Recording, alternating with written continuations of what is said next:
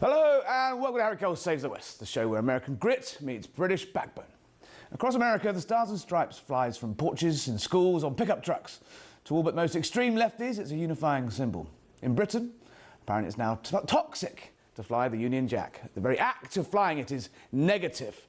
That's certainly the view of ex-England footballer Gary Neville, after Patriots up and down the UK started to fly the flag once again on lampposts and front doors. Let's hear what he had to say. I just kept thinking as I was driving home last night that we're all being turned on each other, and the division that's being created is absolutely disgusting. Mainly created by angry, middle-aged white men who know exactly what they're doing. Funnily enough, on one of my development sites last week, there was a Union Jack flag put up, and I took it down instantly. But I've been building in this city for 15, 20 years, and there's no one put a Union Jack flag up in the last 15 to 20 years, so why do you need to put one up now? Because quite clearly it's sending a message to everybody that there is something you don't like. The Union Jack flag being used in a negative fashion is not right. In the aftermath of last week's Manchester terror attack, according to the multi-millionaire TV pundit Gary there, the problem isn't jihadists who are literally called jihad, but it's the angry middle-aged white men sowing division in society. And shockingly, even government ministers have publicly agreed with him. Tonight, when did loving your country become a hate crime? Since when did pride turn to prejudice? And if we can't stand in front of our flag, then what is left to unite us at all? And while Britain bickers, how united is America really, as the White House goes on the attack against what they're calling a rise in domestic terrorism? Joining me in the studio for tonight's show, editor of the National Pulse, Raheem Kassam. Raheem Kassam, you're a Brit who's been in America for near on a decade now. Well, give us your reflection on the difference, just on that flag. It's just such a perfect example of how separate these two countries are going, isn't it? Yeah, Harry, thank you for having me. Welcome. Effectively, they're talking about you. Yeah. Middle-class white men. Wow, OK, all right. I feel like I should be interviewing you at this point. I am a hate crime, apparently. You know what's funny is when I first started coming to America, one of the things that really struck me is you used to land into Dulles International Airport here in Washington, D.C. You walk out of the entrance and immediately it's a sea of American flags, designed intentionally to be that way. All around downtown Washington, D.C., not far from where we are right now. I would navigate the city because there was a big Burberry store with a big British flag on it. There was a big American flag hanging on Connecticut Avenue. And they don't see it as a political symbol necessarily. A little bit against us, maybe, right? Yeah, but they'll get over it eventually. 250 years, yeah. But the amount of pride that they take with their flag, the broader emblems of America, is something not only have we now lost in the United Kingdom, but actually we're now demonising. As a Manchester United fan... Yes, well, that was what I was about to say. What do you make of Gary Neville there? The new political pundit of the left. I mean, it's a pretty moronic thing to say. It makes me feel sick that I have supported this man over the years when he says such stupid and asinine and offensive things.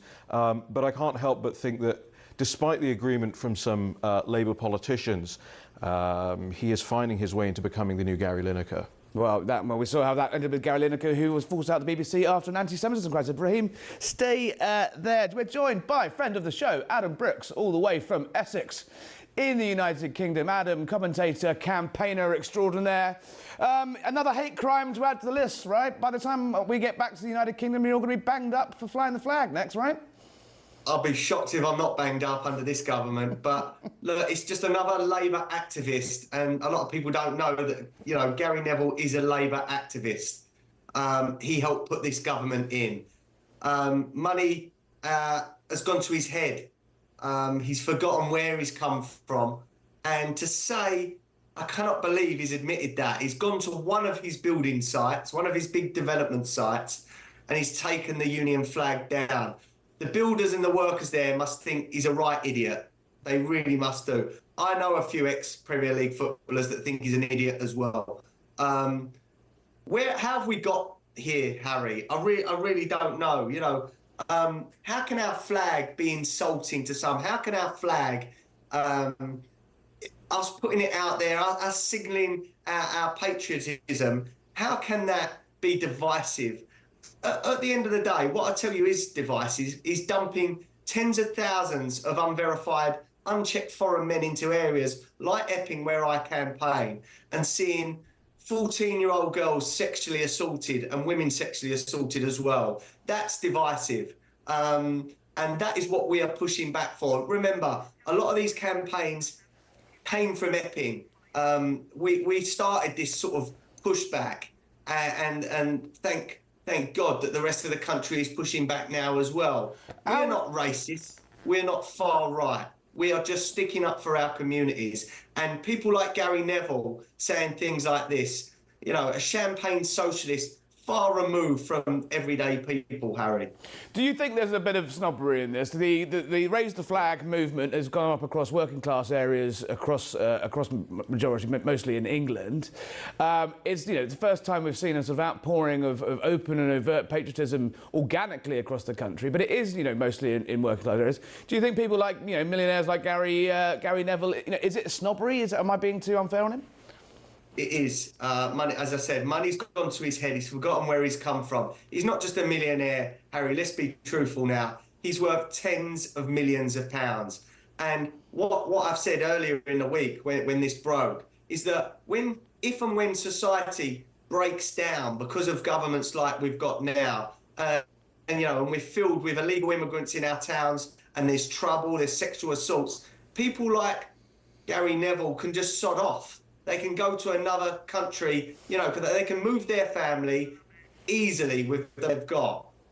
They do not face the problems that people like us face in our towns, Harry. And that is where he's so far removed. Some of the videos that I've been in regarding Gary over the last day or two have had millions of views. And for me, that signals that people are sharing it on WhatsApp. They've had enough. You know, White Van Man feels real let down by the comments that Gary Neville said. Just because he's played football does not make him more patriotic than someone that's got a white van and a Union flag or a St George's cross on their van. Adam, stay there. Raheem Kassam, you're nodding along. You're nodding along there. I think sod off is the best way of putting it, and here's why. Because people like Gary Neville are sowing open division. Oh, there we go. Sod off. Here's what occurs to me. Adam asked the question, how can it be divisive? How can the flag be divisive? I'll tell you how. Because symbols of unity are necessarily divisive by those trying to divide us. Multiculturalism isn't the philosophy of one nation and one people. Multiculturalism is a philosophy of division and apartness and otherness and ghettoization. And that's how that symbol can end up there. Adam, the other flag we see a lot in the United Kingdom, day in, day out, is the Palestinian flag. It does seem to me that there's a section of society that are more offended by the Union Jack than seeing the flag directly associated with the horrors of October 7th and what's going on in the Middle East. Seas of them across London. Can I believe, is it true, I am baffled, that there is actually going to be a protest tomorrow in London, a pro-Gaza, anti-Israel protest on October the 7th, 2 years after the massacre, and the police are going to allow that to go ahead? I believe so. From what I've seen on social media, I've also seen many university campuses having these so-called, they're almost like celebrations on this day as well. Now, over the last 3 or 4 days, we have seen some sick and deranged behaviour from these lefties and these pro-Palestinian marches, some awful anti-Semitism, and I would say that that's more dividing society than middle-aged white men like myself that Gary seems to have a problem with.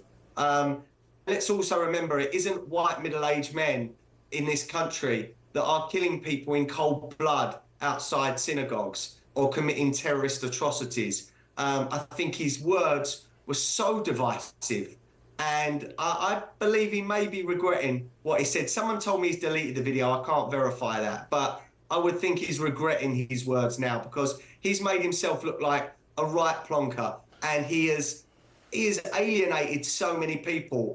Look, we're still going to watch Sky Sports, we're still going to watch the football, but it doesn't mean that we like listening to this I'm going to call him an idiot because he has acted like a complete idiot, Harry. Or you could just turn over to our friends at TalkSport. Much easier. You don't have to listen to Gary Lineker or indeed Gary Neville.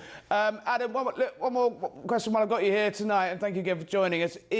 There does seem to be some action coming out, certainly talk coming out of the government. They seem to have woken up slightly. The Home Secretary seems to have woken up slightly to the fact these cumulative effects of these protests, especially the pro-Gaza ones.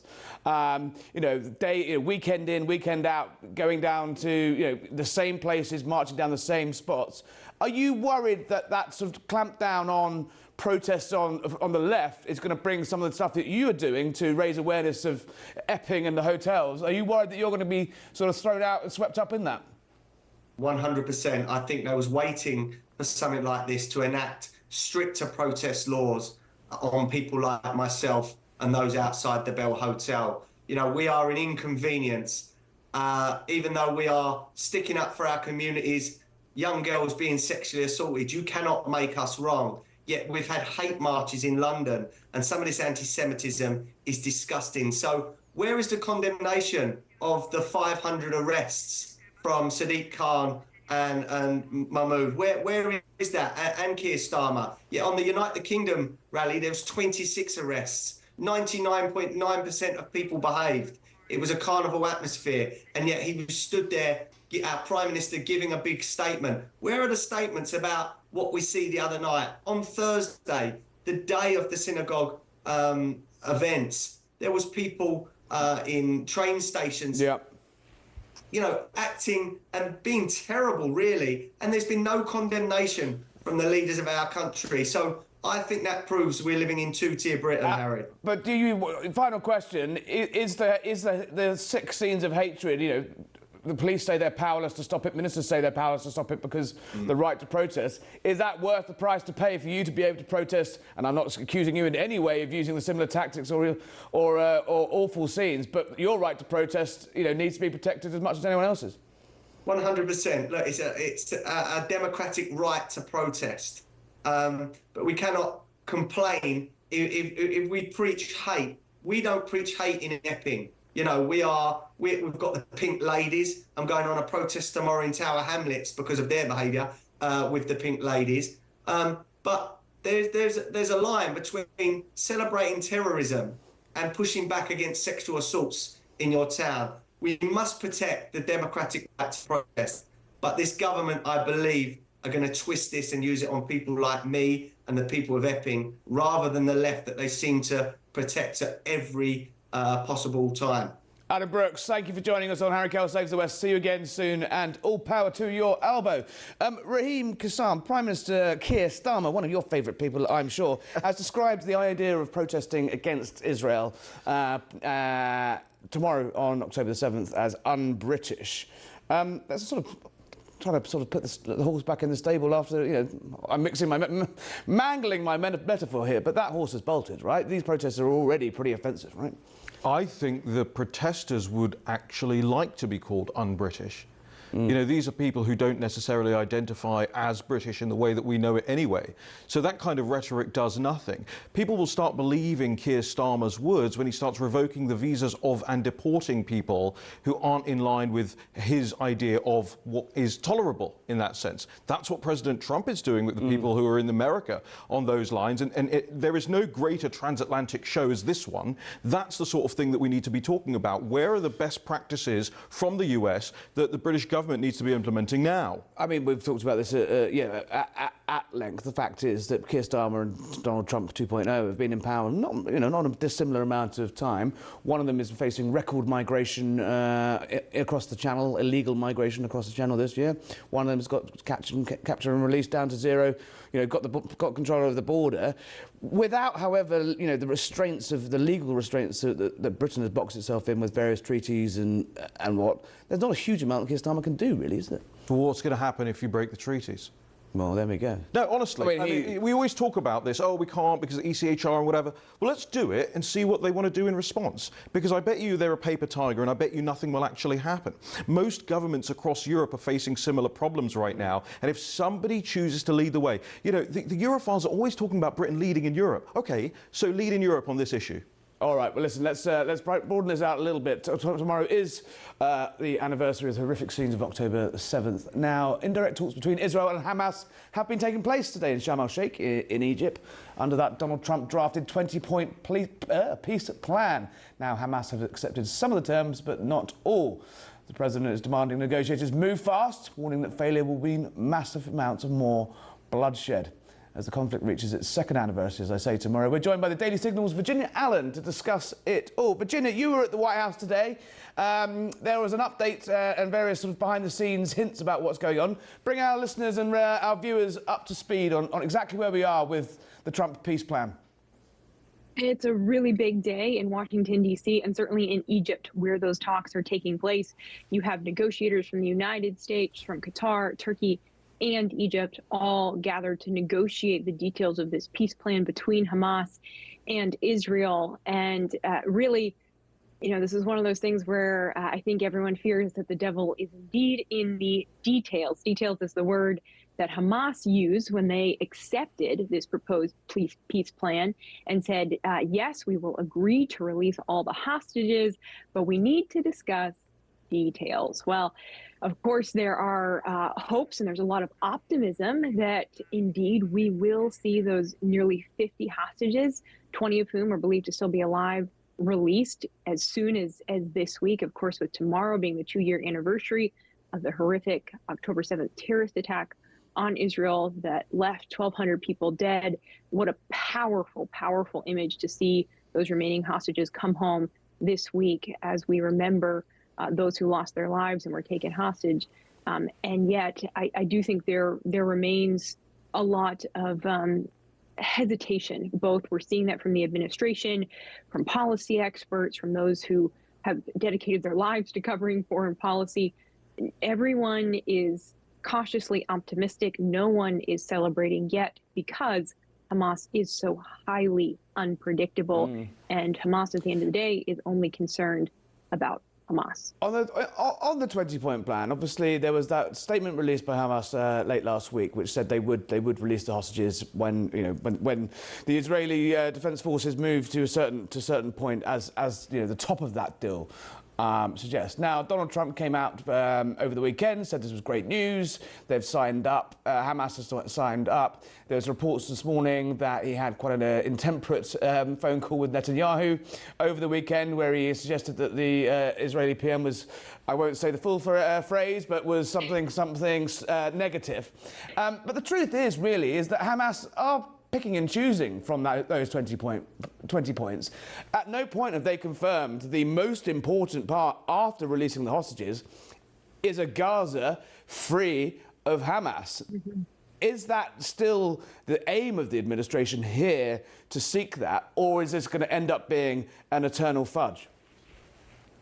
It certainly, I think, remains a key priority for the administration because there's a recognition that if Hamas is allowed to maintain power, it would just be a matter of time before they were back at a level and a strength and a capability able to carry out another October 7th. I mean, you think about the situation in Gaza and you think about the devastation that is real there of just a war-torn community, a community without a lot of opportunities for young people.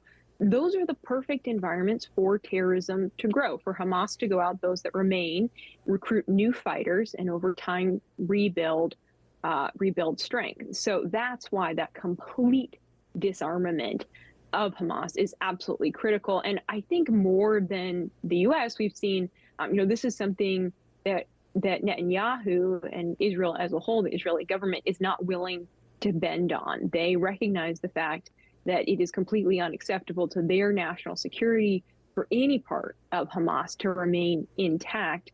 And, it's been that big question mark this whole time over the past 2 years of, is it possible to achieve both, to ensure that Hamas is completely destroyed and get the hostages home, especially those who are alive, get them home while they are still alive.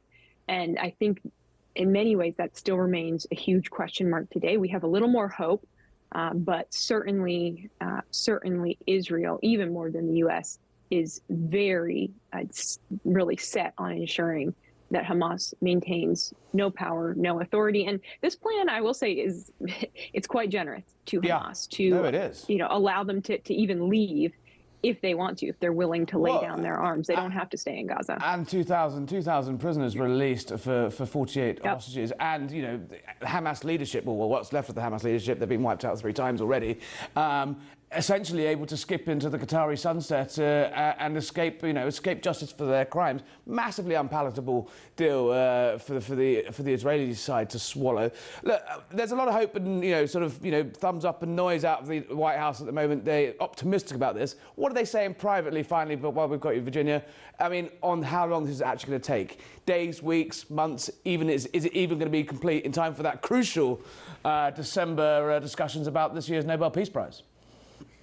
Yeah, well, so we're seeing pretty consistent verbiage across that line that it's going to be several days or a few days of negotiations. I think the big question mark is, has there been kind of a mental red line that the president himself maybe has drawn to say, all right, I'm willing to let negotiations go for 4 or 5 days, and then I'm not going to put up with Hamas's details, essentially, and we're going to take some serious action. And I do think that it will take that pressure for Hamas to realize, okay, we can't play games, because the only language that they speak truly is a language of action. And it's not enough. They're going to try and drag out these negotiations for as long as they possibly can. All right, the Daily Signal's Virginia Allen there with all the latest on the talk. Still with me is Raheem Kassam. Raheem, it does strike to me that the president's kind of losing his patience on this one. He just wants this done. It's taking up too much global bandwidth. He hasn't made a massive amount of progress with Putin and the Ukrainian thing. He does feel to me that he seems to think he can get this one sorted far quicker. Yeah, it's almost like it's the Middle East conflict or something. That's been going in this... As he says, this for 3,000 years, and he's the one to fix it. Right, and the idea... I mean, look, I think a lot of the talking points, not of Virginia's, by the way, who was wonderful on this, but I think a lot of the broader talking points around this sort of thing are asinine. The idea that Hamas is going to skip off into the sunset and there isn't going to be some residual terror faction that remains in Gaza, in the region, funded by Iran, and so on and so forth, obvious, right? Negotiating with Hamas is about 1,000 times harder than negotiating with the Taliban, okay? And that was already, and it continues to be very difficult. The realpolitik of this all is actually, what do we want Gaza ending up being? Because I think you can end up with between 13 and 18 of these points being achieved that the president has set out to achieve, but on the critical parts, you're not going to get agreement, and therefore there will still be friction. I think you have to have a more forward-looking plan, a futuristic plan about what that region needs to look like, and sell that to the local people. There is a reason they haven't voluntarily toppled Hamas, because the Western world has been a little bit too shy about telling them, hey, look at all the prosperity that might befall you if you get rid of this terror faction from your governance. This is the sort of Jared Kushner, Tony Blair, Riviera, rebuild. This could be it could be the next UAE, it could be the next Dubai. How possible is it when the Palestinian people, the Gazan people, are living under a terrorist organisation? They are living. There's video footage of them literally being shot in the street for criticising them. It's a sort of catch-22 situation. Is that they can't rise up because they're essentially impossible to do. So how do you reach the Gazan people? By bypassing Hamas? I don't know. I don't know about impossible, right? But there's certainly been a level of weakness on the Western side. I mean, look at Iran. Take Iran as an example. Every time the Iranian people finally get their stuff together to try and overthrow the regime, the West ends up a little short of that, right? And are afraid of the long-term ramifications. But what Donald Trump used to call forever wars, right? Doesn't want to get the West dragged into these sort of things. But honestly, if I were Donald Trump, I would say the same thing to the Palestinian people as he once said to black Americans. He said, what do you have to lose? Right? At this point, you've been voting the same way, you've been trying the same thing for so long, and the conditions of your life are not improving. What do you have to lose? Yeah. Interestingly, you're a keen criminologist of this organisation. It does seem to me that the president is bringing in sort of voices and expertise that are sort of entirely bypassing the State Department at the moment. So Steve Witkoff is obviously his envoy around the Middle East, and he's doing a lot of the heavy lifting on Ukraine and Putin. And Jared Kushner obviously has been brought in to lead on this particular deal. Where does that leave Marco Rubio, who seems to be sort of picking up every other job going, other than actually being the Secretary of State?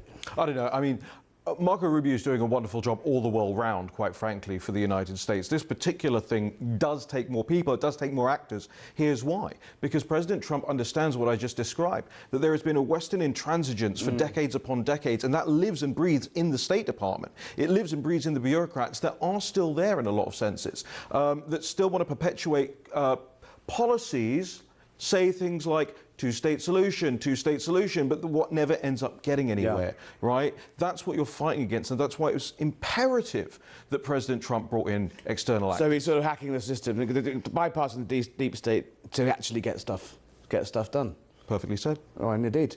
All right, don't go anywhere. After the break, we're back onto our favourite subject, as ever, immigration. And the war on it is turning deadly. Has anti-ICE rhetoric gone too far? We'll break that down with our guests after this. Don't go anywhere. Welcome back to Harry Cole Saves the West. Remember, for all that great exclusive content, don't forget to subscribe to my YouTube channel, Harry Cole Saves the West. Just find it there. Now, they said defund immigration and customs enforcement. They said abolish borders. And now violent attacks are following. In Chicago, we saw a driver slam into an ICE vehicle. Portland's ICE centre is under fire nightly from protests. And across the country, the Homeland Security Department has deployed special operations after multiple violent attacks on their federal agents. They're calling it domestic violent extremism. Raheem Kassam from the National Pulse is still with me. What's going on? This is, this seems to be taking protest into a different level. Yeah, and before we get going, I want to say, I subscribe to Harry Cole Saves the West on YouTube. Well, we get very good. Do so. Very good. Raheem Kassam also has a YouTube channel. Look at this, an outbreak of unity. I actually do consume the content a lot, and it's fantastic. And well done to you for hitting the ground running here.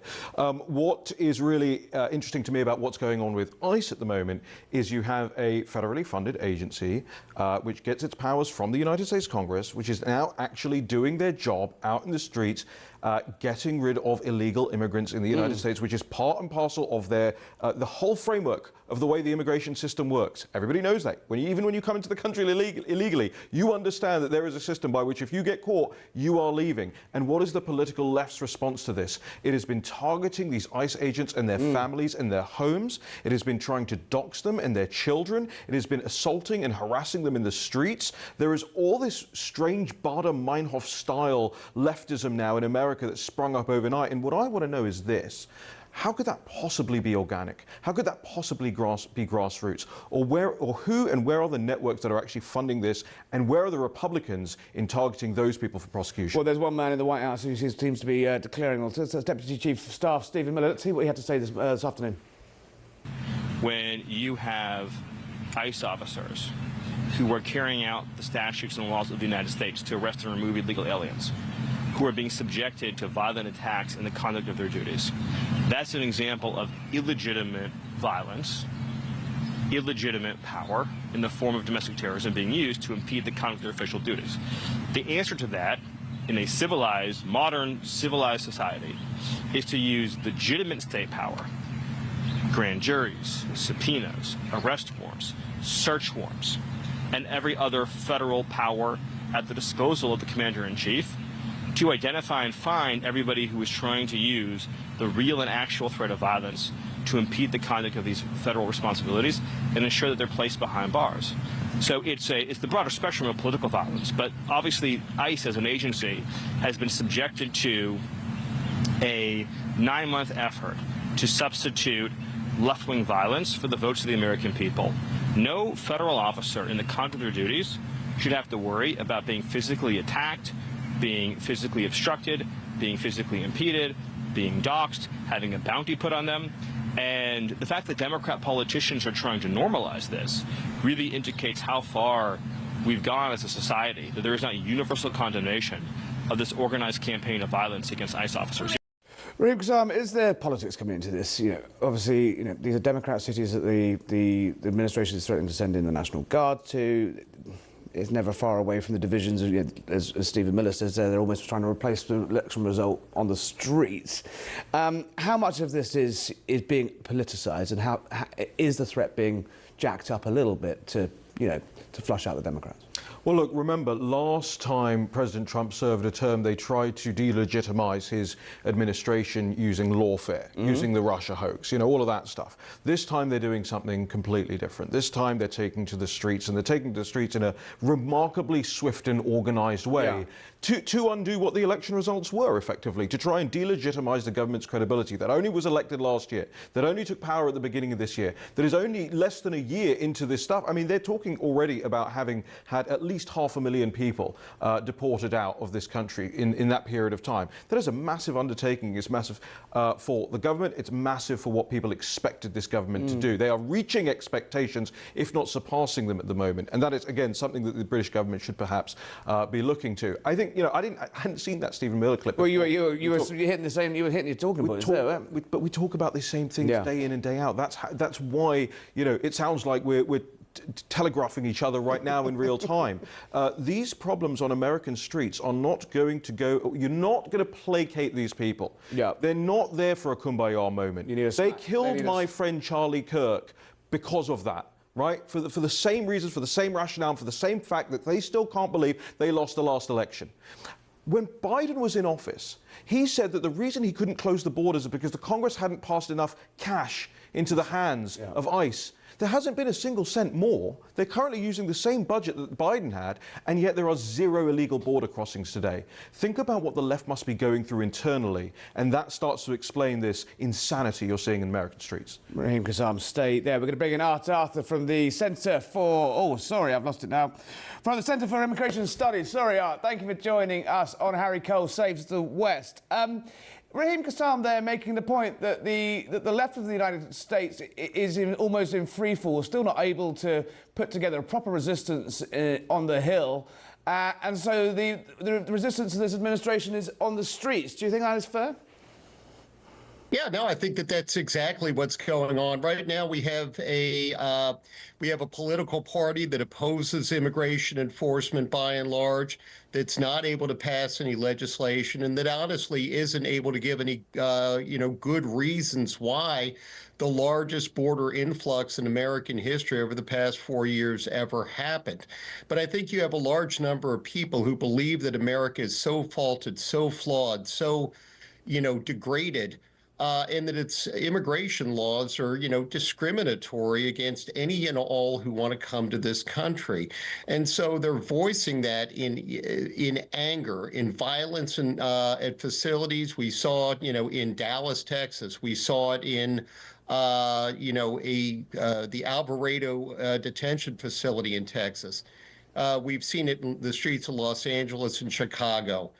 So, they're angry that the laws that the American people have passed are being enforced. They don't think those laws are fair. They think they're discriminatory. They think they go back to the darkest days of American history, not just Jim Crow, but, even before that. And that they shouldn't be enforced, and that anything that they do to oppose those laws, which are being carried out by what their leaders call fascists and Nazis, should be opposed, and using all means possible. How organised do you think this is? We're looking at some footage there now of sort of your usual blue-haired rent-a-crowd, pride flags flying at every protest crowd, and then you've also got within that the Antifa sort of helmeted, combat fatigue wearing sort of organised militants. How organised is this? Who is organising it? And is the President and Stephen Miller right to say these are domestic terrorists? So I think that when it comes to, who's organizing these groups, I could give you some ideas, but, I've sworn an oath to the law and I can't state anything dispositively. But right now, the Treasury Department, Scott Bessent, the Treasury Secretary, has vowed that he's going to figure out where the money is coming from for all of this. In the United States, you got to have a job if you're going to support yourself. And so if you're spending weeks and months in front of an ICE facility, somebody's got to be providing you with the helmet and all the gear and all the paraphernalia and You got to be able to feed yourself. So the U.S. government is attempting to get to the bottom of this, but all of this took a disturbing turn this afternoon when the Department of Justice announced criminal charges against a member of the Latin Kings in Chicago who has placed bounties on the heads of our ICE officers, $10,000 for their lives, $2,000 for their abduction. That money's got to be coming from someplace, and the U.S. government's going to get to the bottom of that. Expect this to be the first of many indictments and complaints to follow. I mean, that is a shocking development in terms of political violence, as we've discussed. Where do you fear this is going to go?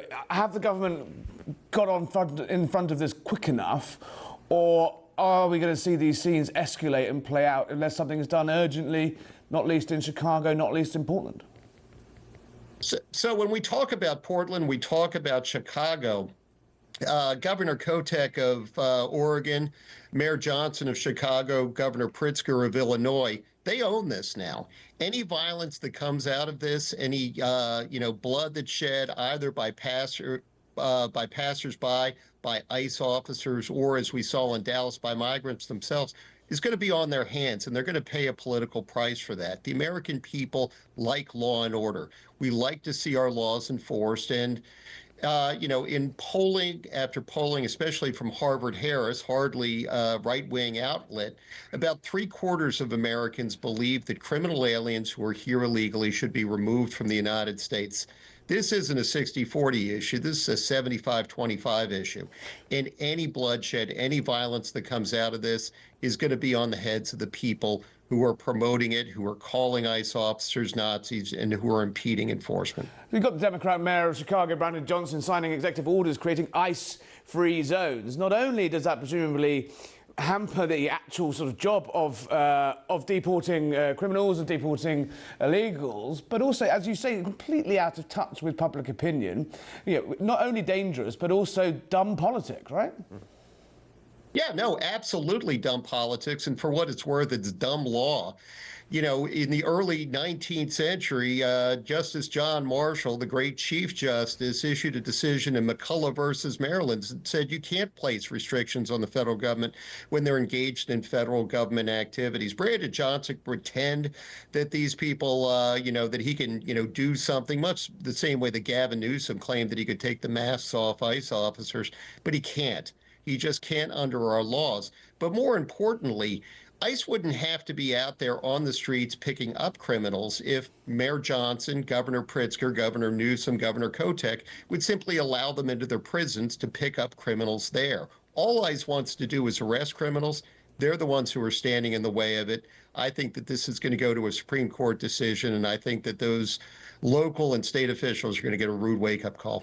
Arthur, thank you. Well, I've got you one final question. There's growing calls in the United Kingdom for a creation, for opposition parties are calling for creation of their own ICE units. Do you think that would, is that something that America could sort of export globally? And is that sort of power that Donald Trump's deploying on the streets, something America should be proud of? Yes, actually, I think it is. I was one of the people that helped draft the law that created ICE. It is a continuance of immigration enforcement in this country that goes back 100 years. I'm a little astounded that the United Kingdom doesn't have a similar law enforcement agency. I assume that you probably have plenty of people working for Inland Revenue that are collecting taxes. As important as it is to collect taxes, it's as important to enforce your immigration laws. Without immigration enforcement, you don't have sovereignty, you don't have borders, and you don't have a nation. Arthur, thank you for joining us on Harry Kells Saves the West. Come back and see us soon. Thank you. Raheem, ICE, splits opinion, right? But Priti Patel, in a Conservative Party conference speech either today or I've just broken an embargo tomorrow, is calling for the formation of British ICE. It's always become a sort of totemic issue in Western countries that, finally someone's doing something. And as you just said earlier, the left are going so crazy because it's working, right? Yeah, and just speaking of the Inland Revenue, I think if Democrat politicians want to declare ICE-free zones, then Republicans should declare IRS-free zones and see how they like that one. Look, it is imperative, whoever the next government is in the United Kingdom, that they are able to hit the ground running with this issue. We know the Labour Party currently isn't going to do it. They don't want to do it. It fundamentally works against them to do it, and it works against what their base wants and elected them for. But whether it's the Reform Party or the Tory Party, you know, I don't know. I've seen some of the scenes from the conference. It doesn't look like it's going to be the Tory Party. They have to have a constitutionally based, we don't use that term a lot in British politics, but it, you know, we have one, it's a living one, a constitutionally based method of getting rid of these people from the country. Again, to turn around to the ECHR and go, look, do your worst, we're running the country now. Remember we left it. I think your mate Giorgia Meloni would say the same in Italy. I think the Austrians are certainly making noise about the ECHR. The French have been ignoring the ECHR for years, and it's only us, you know, sort of silly Brits that seem to be taking this incredibly seriously. The UK does have, you know, the Home Office does have immigration enforcement. So, you know, they got into trouble for driving vans around certain communities suggesting that people grassed on their neighbours. That seems remarkably tame. What was that, 10, 15 years ago? And imagine the row, imagine the noise and row about that, you know, tenfold or 20-fold, 100-fold, you know, when masked men are kicking down doors, you know, ICE style. Do you think Britain is ready for ICE? Yeah, well, you know what? The public might be. You know what? Not to raise the tone, but perhaps if we had listened to Enoch Powell in the 1968 speech. I thought you were going to get plugged to your book in a controversial book. It has to be said. Yes, but I mean, I was amazed. I'd be surprised if you read I saw it. Michael Fabricant, a former Tory MP, you know, not a known, you know, right-wing headbanger, right, making that exact point. And actually, you know, we didn't listen to enough warnings quick enough. You know, I mean, well, we'll cover all this and more. We're going to have to go to break, but you're staying with us. We're going to discuss immigration again, as ever. We always do. And guess who's back in the news? Ghislaine Maxwell. Don't go anywhere. We'll be back here in a moment.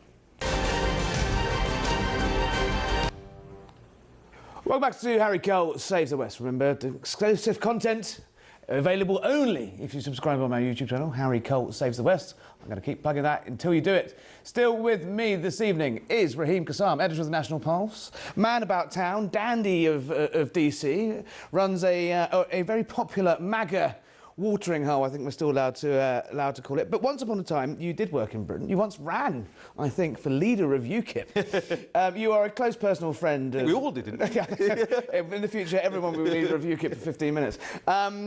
You were a close personal friend of Nigel Farage. We had a fascinating chat last week about whether Britain is ready for Farage, whether Farage is ready to be PM. We were touching there on, you know, that immigration is going to be the, you know, the third rail of British politics for some time. It's going to, you know, it needs to be grappled. Is Farage ready to face the scale, I think, of what needs to be done in Britain? As we said, you know, tinkering around the edges is over.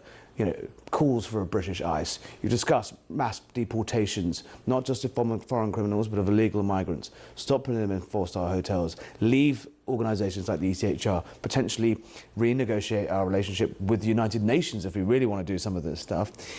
Is he ready, and does he get it?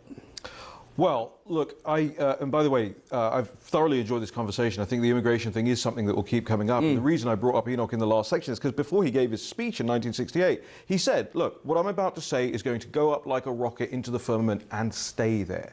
And it has stayed there as an issue. The immigration topic has never gone away. He later said, even despite the controversy and then, you know, he lost his job, he later said, I misunderestimated the numbers. Yeah, that's exactly right. And I think, you know, if we actually think about what, yeah, I'm not trying to debate the speech or its political expediency in the moment, but if we look at what was controversial of him saying then versus what is actually happening now, what is actually controversial is what's happening now. Is the open borders nature of so many Western countries? Is the way that we're giving so much away to people who actually, look, if you're like my parents and you came to be part of Britain and raise your kids as British with British values, then we're all for that. Yeah, some of the most angry people about illegal migration are first, second, and third generation migrants to countries that played by the rules, didn't skip the queue. And as somebody who has gone through a very lengthy and expensive immigration process in the United States also, it really grinds my gears when people come up through the southern border, knowingly, criminally breaking the rules, get all of these handouts when they come to the United States, and then more than anything, get mollycoddled by politicians and mollycoddled by the left because of any number of issues, right? They want these people voting, they want, they want them as indentured servants and whatever they have in mind for these people. But it really grinds my gears as somebody who's done it, whose family's done it the right way twice now. Yeah. Look, I think in answer to your question about reform and Nigel Farage, they have until 2029, perhaps 2028. Yeah, or even sooner if Keir Starmer carries on like he's going. But they do need this time. They need this time to learn, they need this time to grow, they need this time to build. They need thousands of people to man government. Yep. They need hundreds of lords. They're going to need several different things tracked. You offering your services there. Will that get you back to the United Kingdom? Lord Kassam. I'll tell you what I'll do. I'll tell you what I'll offer. Is they had a Project 2025 over here in the United States before the last election. Yeah, they need a Project 2029. For our readers in the UK who are probably not quite aware of the listeners in the UK who are not quite aware of the Project 2025, just fill us in exactly what that is. It was a plan. It was a policy and personnel plan put together externally to the Trump administration to say, look, here's what you should be doing, here's how you can do it. It was a tome. It was 600 A4 pages back and forth, right? It was absolutely massive. And the left freaked out over it. Why? Not because it was necessarily controversial, because it was so detailed. We talk about what needs to be done around, for Nigel Farage and reform. Legislation ready to go, bills drafted. The threat, as you say, of creating 1,000 new members of the House of Lords to ram through anything that is resisted by the DT. I just want to stick on this as Farage, the man that you know very well. You were his, aide de camp for years and years and years. You've been at his side. You know the mettle of the man. Yep. I've noticed a dramatic, I hate the word professionalisation, but I thought what was really interesting recently was when he had that bust up with Zia Youssef, who was the sort of party chairman at the time, who quit on the Friday, was back in his job on the Saturday. That was the first time I ever saw anyone cross Nigel Farage publicly and not be sent into the political wilderness. History is littered with people that Farage has fallen out with through UKIP, through Reform, through the Brexit Party, and the like. It does seem to me a little bit like he's gearing up. He is realising he cannot do it all. He is going to have to share the load. Is that fair? I might reject that premise for a crude reason, and hopefully Nigel and Zia will forgive me for saying this, but none of the people he had previously fallen out with were massive party donors at the same time. Right. It does help. Okay, there was my lofty, doughy-eyed vision of a man preparing for power with a weight of responsibility on his shoulders, but it's all about the money. I think if Zia couldn't stroke a cheque for £1 million, he'd be in a very different place right now. I think that was his saving grace in that moment, because he really let a lot of people down very quickly. Like you said, threw his toys out of the pram and just said, I can't do this anymore, whatever. And when you're a major party donor, actually, whether we like it or not, political parties rely on donations, and so party leaders necessarily will make more effort that way. So I don't think that is necessarily the sign of it. What I think is the sign of it, the sign of the professionalisation, as you say, is the conference. And I was there. I went in Birmingham. I mean, compared to the scenes we're seeing today, at Tory party conferences, it looks like a sparsely attended village fair / Women's Institute meeting with vast empty seats, and then we're going to get onto this, the sort of almost turning point vibes of the reform concert. You had the pyrotechnics, you had the disco music, you had the neon lights, you had it felt like it was some place, a party going somewhere. Somebody turned to me during the event and said, wow, this is like a Trump rally. And I said, no, it's better than a Trump rally. Besides Andrea Jenkins singing, it was perfect. You know both Nigel Farage and Donald Trump, and you are a keen student of the MAGA movement. Obviously, Trump, 45, Trump round one was, as we discussed earlier in the show, bit of a cluster. I'm not going to swear, because I told you weren't allowed to, so I can't. And then you've got Trump 2.0, which, he almost had 4 years in the wilderness to prepare for all this stuff. How much is, when Nigel Farage and Donald Trump are speaking, how much communication is there between the teams on what needs to be done? And, that similar thing of, Trump coming in with 200 executive orders ready to go, move fast, break things, haven't got long. How much behind the scenes, advice do you think is going on? There has naturally been a lot of shared practice over the years. I'll give you an example. You played a clip of Stephen Miller earlier on in the show. Stephen Miller used to attend and stand at the back of the room when Nigel used to come to the United States and give speeches. I know because I was the one vetting the RSVP list. Wow. And I would see him in the room. And I think there's even a picture of Stephen Miller with Paul Nuttall. Paul Nuttall. The former deputy leader of UKIP. They look very they both look very similar. Yeah, we call it a force multiplier. But there is that sort of osmosis effect within the movement, within the broader populist movement on both sides of the Atlantic. What there isn't at the moment, to my understanding, is a formalised back and forth amongst the teams. Now, the men will talk about this stuff. Farage and Trump talk about this stuff all the time. But the teams actually should be sitting down together and sharing best practice now. Do you think that will happen, and who is the bridge to do it? Obviously, we've sadly lost an ambassador who sat in that chair not so long ago, Peter Mandelson. Obviously, he was a Labour appointee. There's always been this talk of Nigel Farage, being that role as a bridge to the United States. Obviously, he can't do that now because every single poll in the United Kingdom would suggest that he's going to be the next Prime Minister. Who do you think is who the figure is that could, bring Nigel Farage and MAGA together? Look, I'll say, Amy, fancy the job? We haven't. No, we haven't. I've been doing it, right? Like that's what I've done up to this point.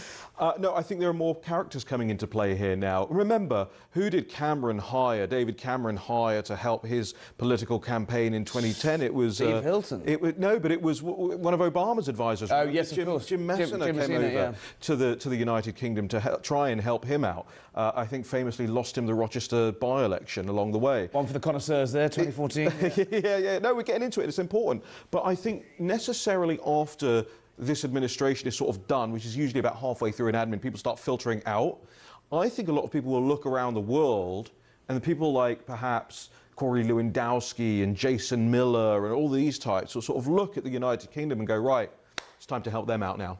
Yeah, and so the sort of movement goes on. Steve Bannon's obviously, played a key role in what happened with the rise of Giorgia Meloni in Italy. He's played a key role across Europe. How do you think that will go down in the United Kingdom? Could it potentially harm reform in the polls? The Lib Dems are obviously the natural anti-Trump party. Keir Starmer obviously sucks up a lot to Donald Trump because he has to, because he's the Prime Minister of a special relationship. Do you think there's a sort of anti-Trump vibe in the UK that could harm Nigel Farage if he's seen too close? I think certainly there's some softer Tories, some wetter Tories that might make them think twice. But what you gain, it's not even close, right? What you gain in terms of efficacy, competency, professionalisation, fundraising, ability, all of that. Raheem Kassam, you've been brilliant. Thank you for joining us on Harry Cole Saves the West. Come again soon. Don't forget to subscribe. I'm going to keep saying it. Hit that subscribe button. We will see you tomorrow.